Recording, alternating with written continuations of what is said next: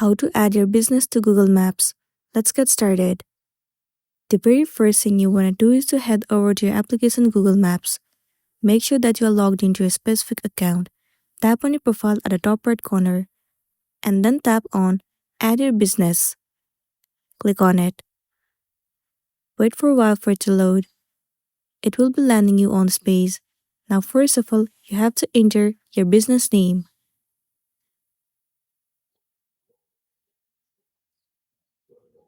Once you have entered the name, now you have to enter the business category.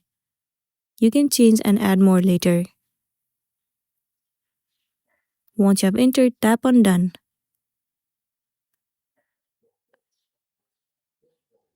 Answer the question that has been asked to you, and then click on Next.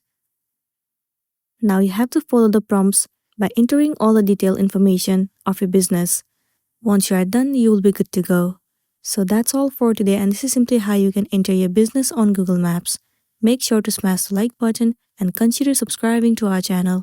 We'll see you in the next one.